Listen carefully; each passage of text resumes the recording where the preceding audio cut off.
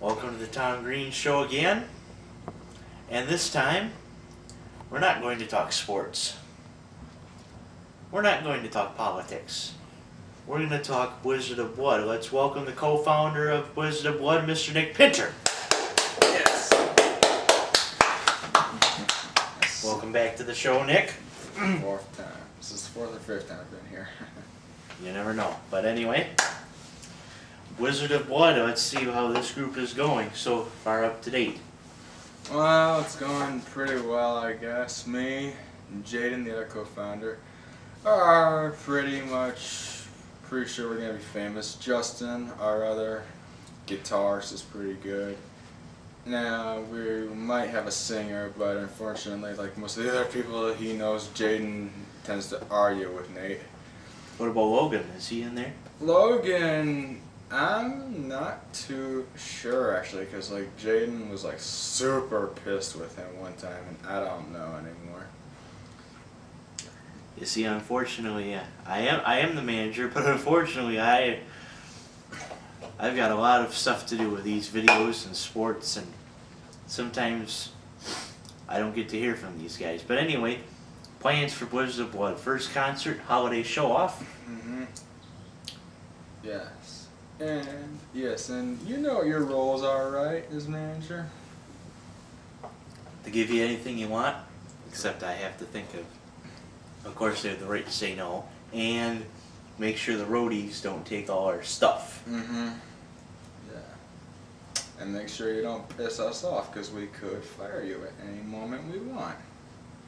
Unfortunately, that is true. Fortunately, I have no intention of doing that. Good. Just don't piss Jaden off. I don't think he'll be easily mad. My paranoia is finally... I think it's raining. Anyway, my paranoia is finally paying off, because apparently Chad Hughes would like to play with us as the second guitarist, as would Dave Clare.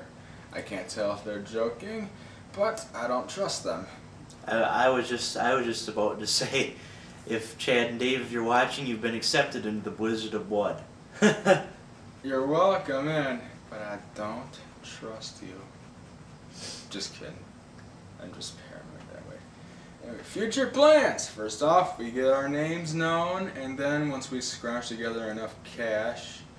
Actually, let's start off before that. You see, seeing as you and I are both 2 years older than all the other members, I figure while they finish high school, I'm going to go get a 2-year degree at a local college. What are you going to do? I am probably going to get my degree in sports broadcasting and go over into that field. Yes, I am going to get mine, and I'm going to get a business degree. That way, if all else fails, I'll open my own record company. It's already got the perfect name, too. What is that name? Slaughterhouse Records. Oh boy. Anyway, plans. First off, get our names known, buy probably, I don't know, maybe a SUV or a van, then a little trailer so we can put all of our instruments, stage gear in, then get another rental car so the roadies don't get left behind. Then we travel for 3 days straight all the way to southern LA, and there we make history to ourselves by playing at the world famous Whiskey A Go Go, where bands such as Guns N' Roses, Motley Crue, and I think Metallica, because they were formed in LA, played at. And of course, I am thinking of having us play at Dodger Stadium. Yes, stadium is always good. All the stadiums in California, and then travel up to Seattle to play at Safeco Field. By then, we should probably get a record deal, sell it, make millions, sell millions, and let me see, after that, you see, the music industry, as said by Motley Crue, I am taking this directly from their book, The Dirt, which I would like to say is the best book I've ever read. There's a chapter in there that perfectly describes the music industry as a machine with a conveyor belt, a small cog, a big cog, and a really big cog, and on the edge of the big cog, a crusher. See, the first cog is a band that isn't quite famous but are a little bit known in their local area. if they get famous enough, they can jump onto the second cog and experience true fame. Groupies, women, a lot of stuff, flat screens, fancy cars. And the big cog is pure fame. It's like Metallica and Iron Maiden and everybody famous combined. It's like the best in the world. You can do whatever you want, no consequences. However, over time you will get worn down and you will get crushed by the crusher. So yes, my plan, I would personally like to stay on the second cog as long as possible. That was a long story. Yeah, well, I got my point across. There you go. And of course, as you all know from all my videos, I would like to become a sports broadcaster. That's why I've been doing all these videos, and fortunately, kind of fortunately, that we've been able to have these guests on the show.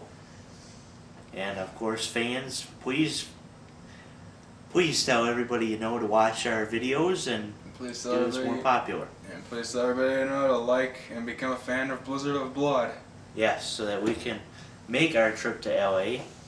And of course, on the way back, I would have to say we would have to stop in Chicago and play at world famous Wrigley Field. Yes. Of course, I just went there last week, and that stadium is probably the most suburban stadium of all the major league parks I've ever been to. Probably. And it reminds you of old time baseball. Tiger Stadium at the corner of Michigan and Trumbull. Ernie Harwell. A man from Saginaw, Michigan caught that one. And of course, we'll see what we can do. Yes. And before this video wraps up, I would just like to say my current project is a musical version of Dr. Feelgood. And it involves the story of 3 friends trying to live in a big city surrounded by crime and all that.